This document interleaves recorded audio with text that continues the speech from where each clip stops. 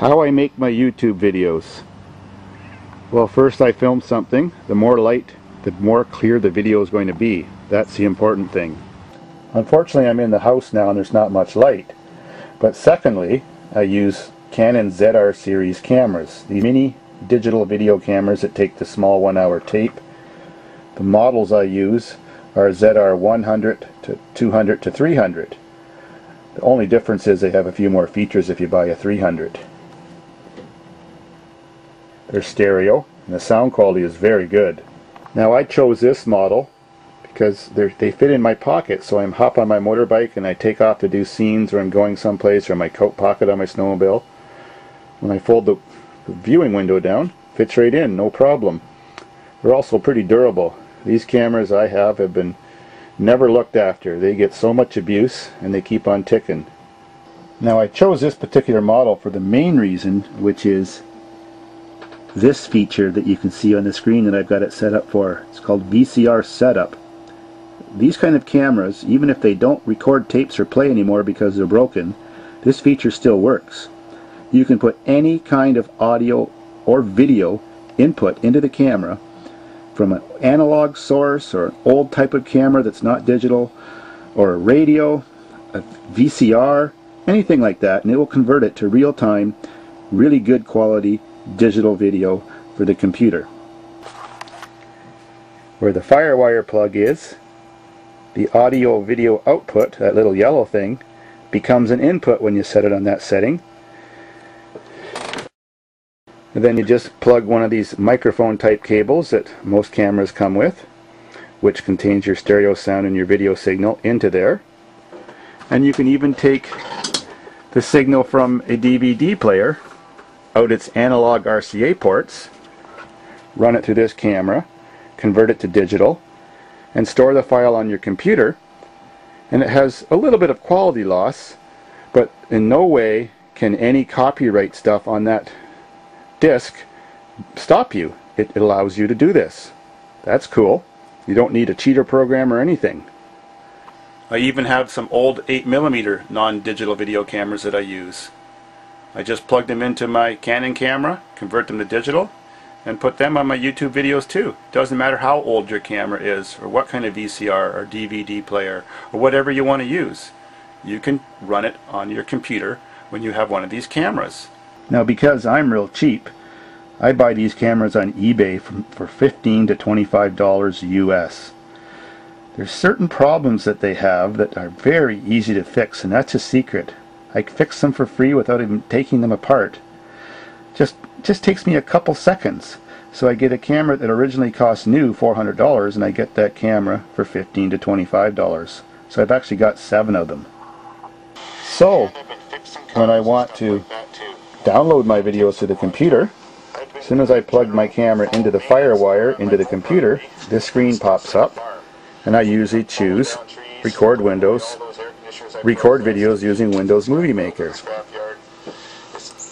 Just like that. Since this model of camera was originally invented in 2002, it still uses the FireWire method. More modern cameras nowadays actually use USB 2.0, but my computer's too old. I don't have that. I need to update my BIOS. So it really doesn't matter what brand of video camera you have. If it costs more than $200 or $300 and it's mini digital or any kind of digital video, it's going to make as clear a picture on YouTube as my camera does, whether it's a $1,000 camera or a $200 camera, and I'll show you how. Now that we got the computer running on Windows Movie Maker, we choose Capture Video.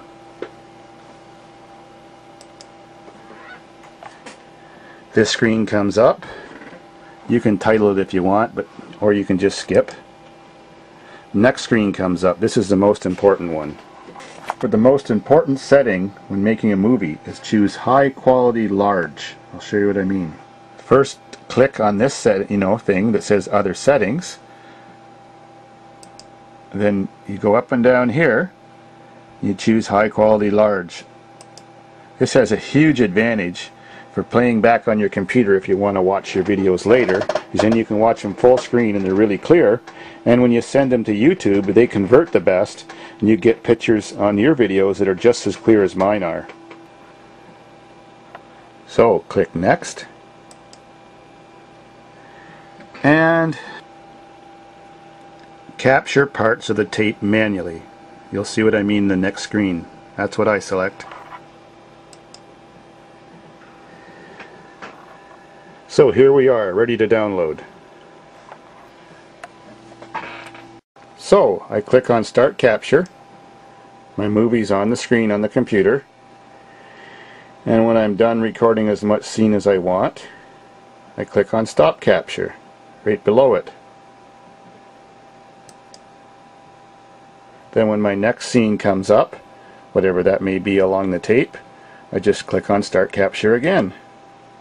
Simple as that. I can do that as many times as I want, and it seamlessly puts all those scenes together. Well, maybe almost perfect. My videos aren't that great, but it's not bad. So, when you're all done, you click on Finish, wait for the box to shut down, and it puts your whole movie together, just like that. There it is, and it's saved in the file on my computer called My Videos. You can also edit your video by clicking on Import Video. Then one of these boxes comes up.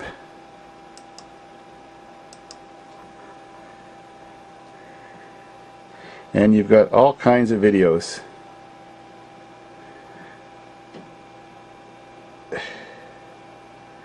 Then you can go through your whole video file of scenes you've made from other videos or scenes you've made just recently, and click on one, import it, and it sends it to the main screen on your Windows program. Then you can click and drag it, set it the box at the bottom, and start putting a whole bunch of them at the box at the bottom, just like I showed you, in whatever order you want. Then when you've got all these boxes filled up, as many as you need to make your video, you go to Save to My Computer right here and click on that. Give it a title, hit Next, choose that you want it to be rendered in high quality large, just like before. Hit Next, and the computer starts putting all those scenes together and making a movie for you. That's simple. And you can put any kind of format in those boxes. It puts them all together and makes it into high quality large. Then click Finish when you're done. Simple as that. See? Now we made a movie. In no way is Windows Movie Maker the best way to do this, but it sure is one of the easiest ways to do it.